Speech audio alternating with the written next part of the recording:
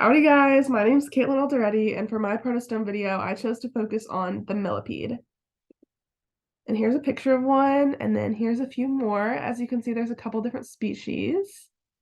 So their scientific name is Diploidea.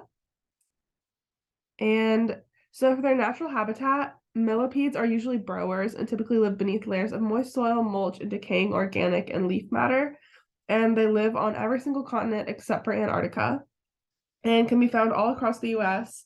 They reside in every single US state, as well as in Puerto Rico and the Virgin Islands and Hawaii and Alaska, and can also be and are found in Canada.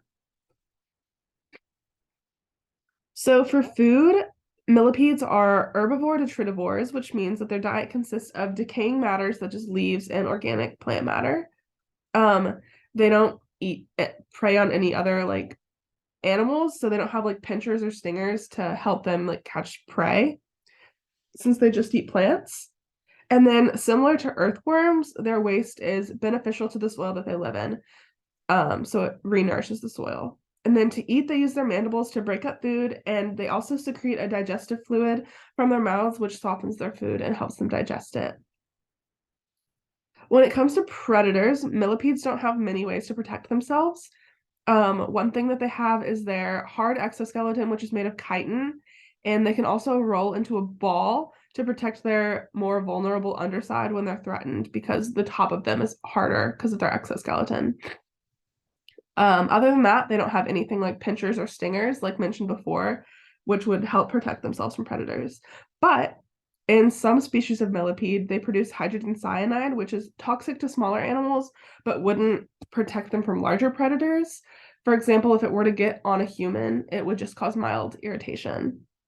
And some of their major predators include birds, ants, rodents, scorpions, reptiles, and monkeys. And here's a picture of a millipede that's rolled up into a ball to protect itself.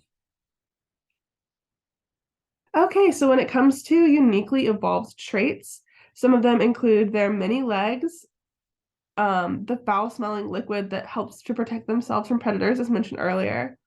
So their many legs allow them to burrow into soil for their habitat, and it also helps them to find food. And they also have this exoskeleton, which provides protection for them.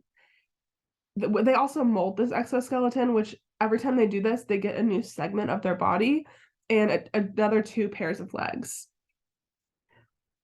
Another evolutionary feature are their spiracles and tracheae, which they use to breathe.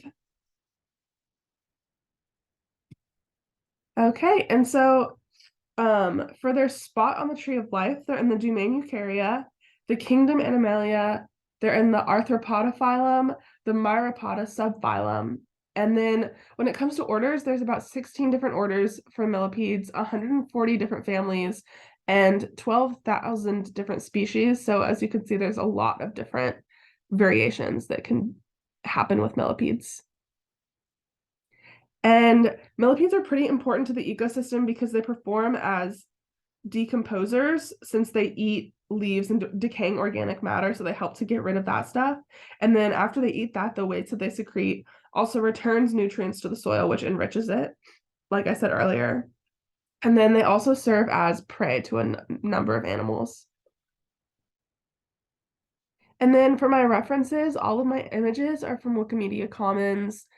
And then my information is from the National Wildlife Federation, How Stuff Works, Medoia, and Animal Quarter. Thank you guys for watching.